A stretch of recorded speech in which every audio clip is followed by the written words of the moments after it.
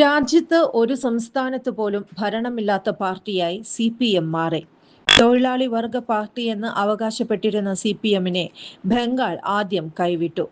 പിന്നീട് ത്രിപുരയും ഇപ്പോഴിതാ കേരളവും CPMന് നഷ്ടപ്പെട്ടു.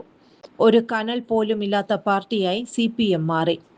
സ്വജന പക്ഷപാതവും ജനങ്ങളെ ചേർത്തു പിടിക്കാൻ കഴിയാത്തതുമാണ് തൊഴിലാളി വർഗ പാർട്ടിക്കേറ്റ തിരിച്ചടി.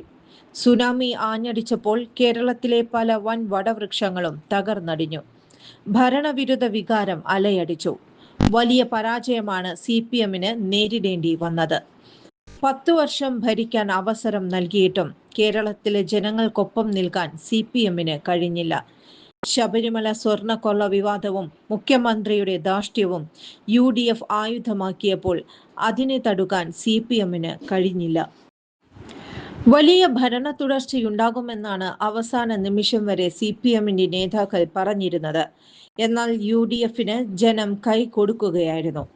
UDF വരെ പ്രതീക്ഷിക്കാത്ത വിജയമാണ് അവർക്ക് വീണു കിട്ടിയത്. CPMന്റെ കനത്ത പരാജയം ഉൾപാർട്ടി പരിശോധിക്കേണ്ടതായി വരും. CPMനുള്ളിൽ വലിയ വോട്ട് ചോർച്ച ഉണ്ടായിട്ടുണ്ട് എന്നത് സത്യമാണ്. കഴിഞ്ഞ 10 വർഷം ഭരിക്കാൻ അവസരം നൽകിയിട്ടും ജനങ്ങളുടെ ക്ഷേമ പ്രവർത്തനങ്ങൾക്ക് ഒപ്പം നിൽക്കാൻ CPMനു കഴിഞ്ഞില്ല എന്നതാണ് വാസ്തവം.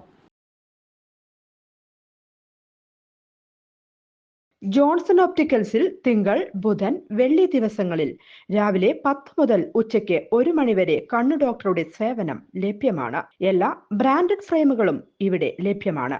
ഡ്രൈവിംഗ് ലൈസൻസിനുള്ള സർട്ടിഫിക്കറ്റുകൾ കൂടാതെ ഡോക്ടർമാർ നിർദ്ദേശിക്കുന്ന എല്ലാ തരം കണ്ണടകളും ജോൺസൺ ഒപ്റ്റിക്കൽസിൽ നിന്നും ലഭിക്കുന്നു. ജോൺസൺ കണ്ണട വ്യാപാരം, ഡിവൈൻ ആശുപത്രിക്ക് എതിർവശം, വടക്കാഞ്ചേരി. കൂടുതൽ വാർത്തകൾക്ക് ഞങ്ങളുടെ ചാനൽ സബ്സ്ക്രൈബ് ചെയ്യുക. ഫേസ്ബുക്ക് ഫോളോ അപ്പ് ചെയ്യുക. വാർത്തകൾ വേഗത്തിലറിയാൻ എനി ടൈം ന്യൂസ്.